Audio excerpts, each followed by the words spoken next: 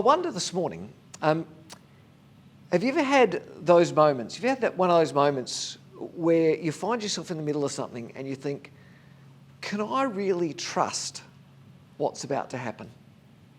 You know what I mean? You find yourself in the middle of something going, whoa, something's about to happen here. Can I really trust this?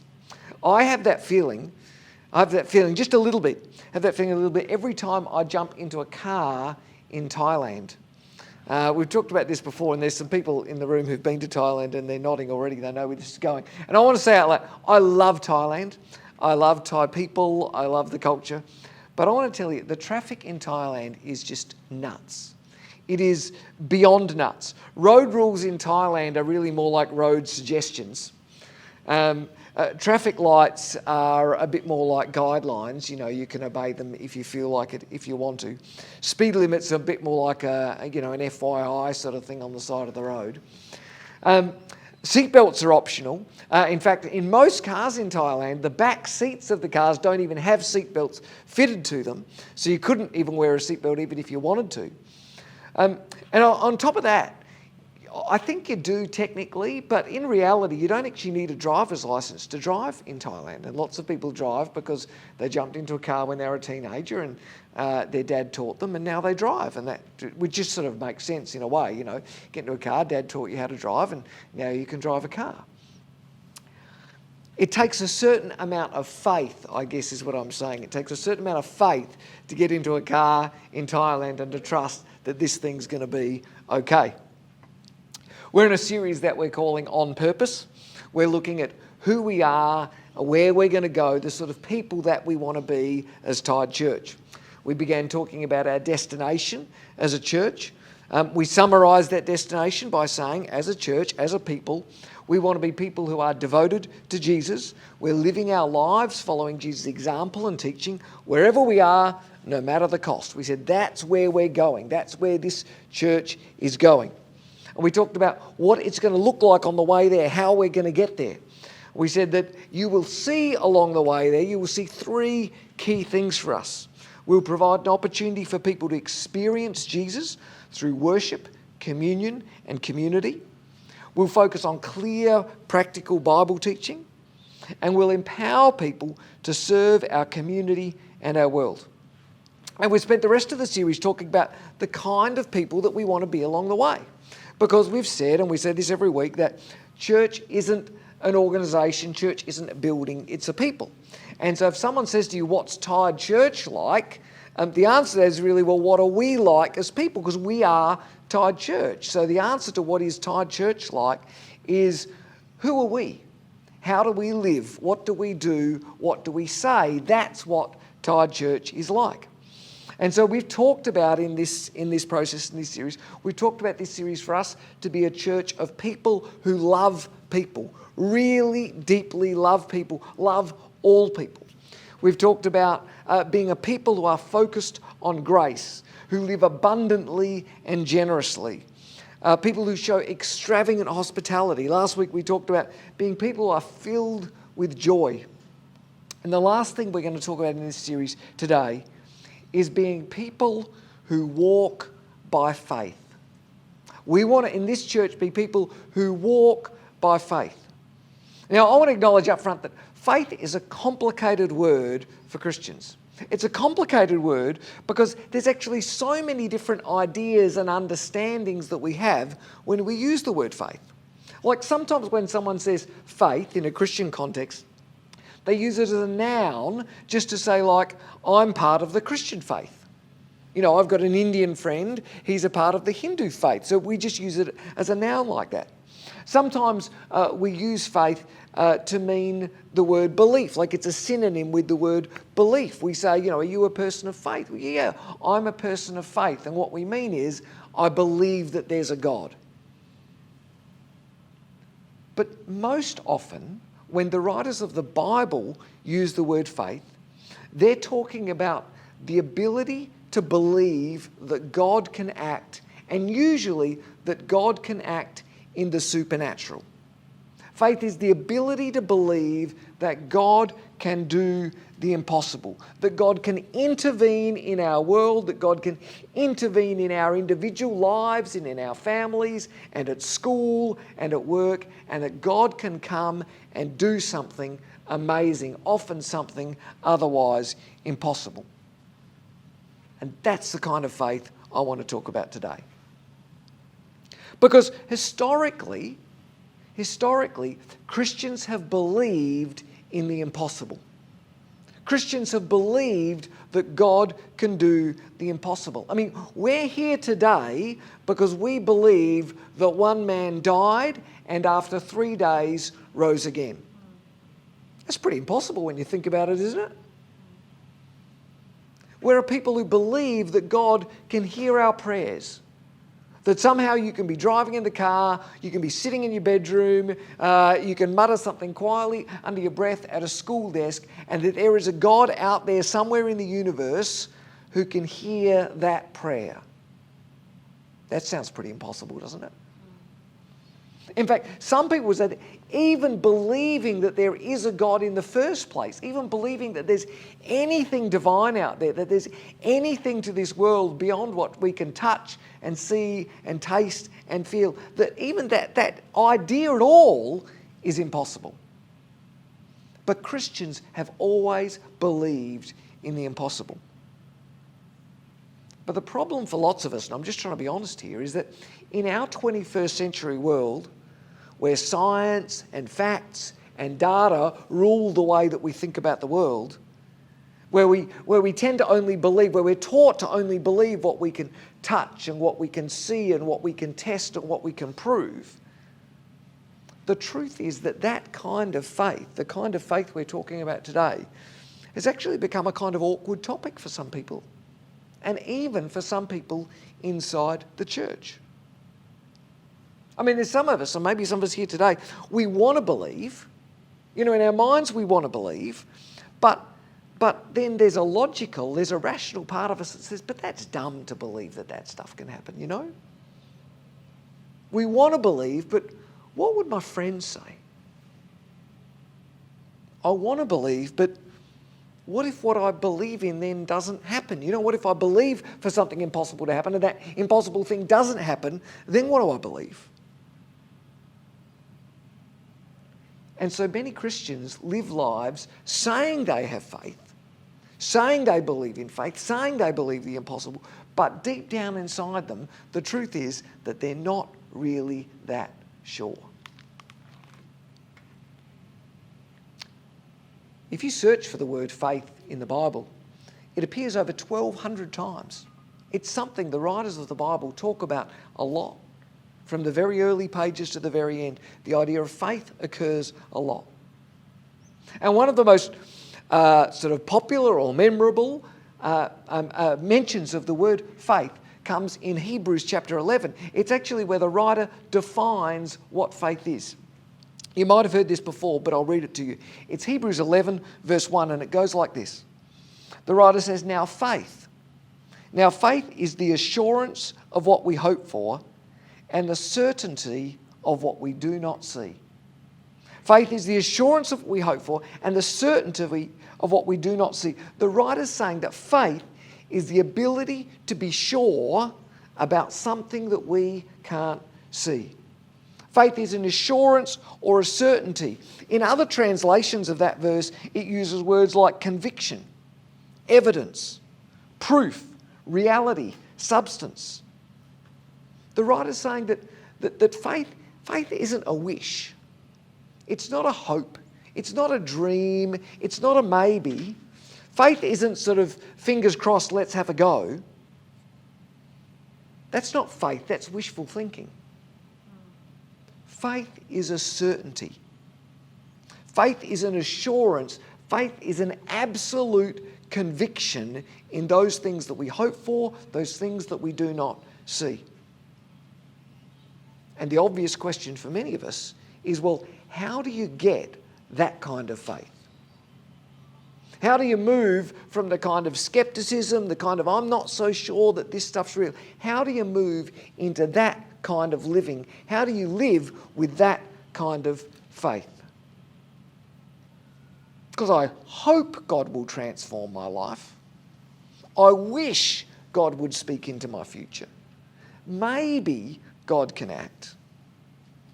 But how do I move from there to certainty, to assurance, and to conviction?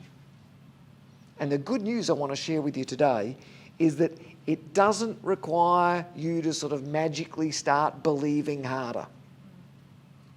It doesn't come from ignoring the facts. You know, some people think that to have this kind of faith, you've got to sort of not believe in science and, you know, check your brain in at the door and ignore all the evidence around you. It's got nothing to do with that. In fact, the writer of Hebrews would say it's almost the exact opposite of that kind of belief. Because the writer of Hebrews would say that bold and courageous and powerful faith, the kind of faith that we read about in the Bible, is exactly based on evidence and proof. The bold, courageous, powerful faith that we read in the Bible is based on our past experience, on things that have actually happened, things that we've touched and tasted and seen. That it's based on our past experience and it's based on the character of God. Faith for a Christian isn't a maybe, it's not a wish, it's not a hope. It's based on the certainty of our past experience, and it's based on the trustworthy, rock-solid character of the God that we believe in. Christian faith is based on our past experience. Imagine my car breaks down and I don't know how to fix it. Now, if you know anything about me and cars, that's not a very hard thing to imagine. I don't know too much about fixing cars. Imagine my car breaks down, I don't know how to fix it. My neighbour comes to me and tells me that she can fix the car. I think maybe she's right. Maybe she's not. If my friend tells me that he can fix the car, I might hope that he's right. But if Dave comes to me and says that he can fix my car, I'm certain that Dave can fix my car. Do you know why? Because Dave's my mechanic. Dave's a professional mechanic. He's been the mechanic for my family and for my cars for, 10, 15, 20 years or something. So if Dave says he can fix my car, I've got an assurance that Dave's right. I'm certain that Dave's right because I've got past experience. I've presented other problems to Dave in the past and he's looked at it and listened to it and said, yeah, I can fix that. It's my past experience that gives me the certainty that Dave can fix my problem in the present. Does that make sense? Faith isn't a blind, uneducated guess. It's not a wish or a hope. It's the certainty that comes with believing and knowing that God's done something in the past and believing that he can do that thing again in the present and in the future. It's not a wish and a hope. It's based on the evidence that comes from our past experience and the experience of other people. Faith is a certainty based on our past experience, but it's also based on the character and the trustworthiness of God. So let's say that I don't speak to Dave, but I do speak to my neighbour about fixing the car. And my neighbour says, well, I don't know too much about cars and I can't fix it. But my neighbour I consider to be a trustworthy person. And so if my neighbour says to me, look, I don't really know how to fix it, but I've got a friend who knows how to fix cars. And I'll introduce you to my friend and he'll fix the car for you. I have a certainty, I have at least a greater certainty that my neighbour's friend could fix my car. Why? Because I trust my neighbour. Does that make sense?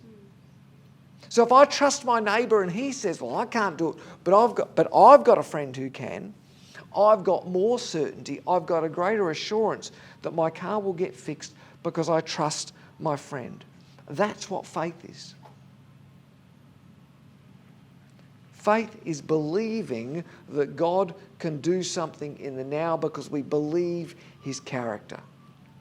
Because we believe that God is trustworthy, that God will keep his promises, and that God will do what he says he will do. Faith is based on knowing that our God is good.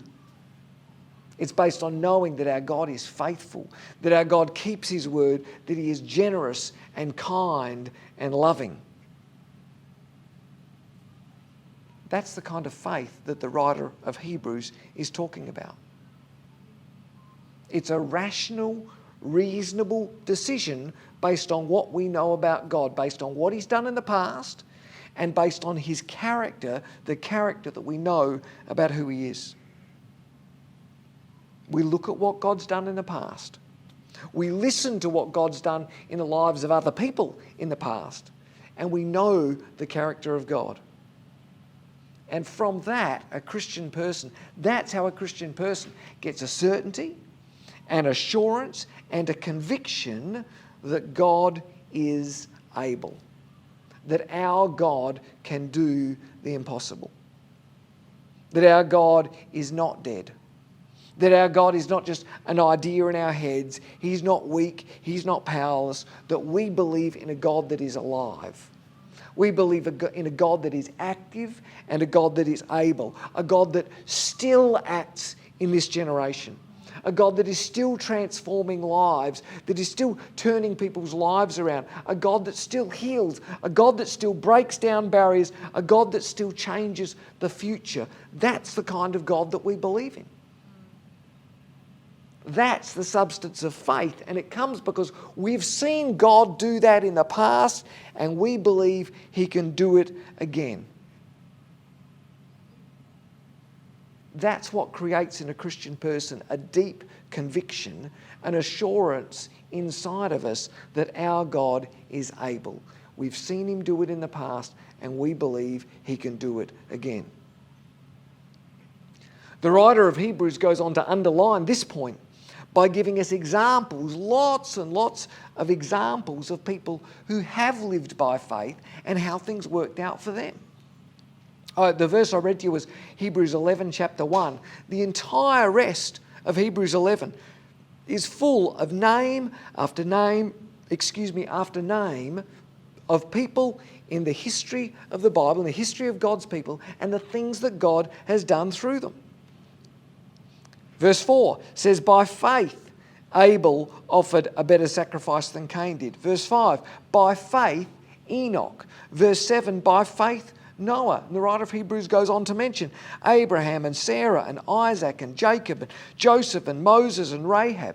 Verse 32, he actually says, time will not allow me to tell you about Gideon and Barak and Samson and Jephthah and David and Samuel and the prophets.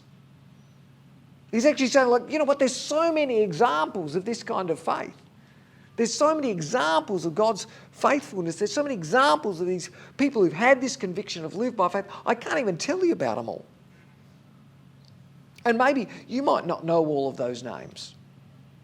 Some of those names you might have vaguely heard somewhere in Sunday school, or someone mentioned them in a Bible story. You don't know them all. But I want to tell you, if you were a Jew living 2,000 years ago, you knew every one of those names. Those names, they were your heroes. They were the bedtime stories that your parents told you about at night. They were the things that you learnt in school. They were the names that people talked about as heroes, and almost the way we now talk about celebrities. And the writer's saying, every one of those people that you know their life story, you know the things that they did, the amazing things that they achieved, every one of those people did so living by faith. Every one of those people acted with certainty when their future was uncertain. Every one of those people acted with assurance even when other people around them weren't sure about what was going on. Every one of those people acted with conviction even when others were wavering and, I don't know. And here's the point that I want you to see today, is that every one of those people acted. Faith begins with reason. It begins with the decision we make in our mind. It begins with us thinking about and understanding the things that God's done in the past and his character. Faith begins with reason, but I want you to hear this. Faith always ends with action. faith isn't just a belief. Faith isn't just something that happens in our mind. Faith drives action.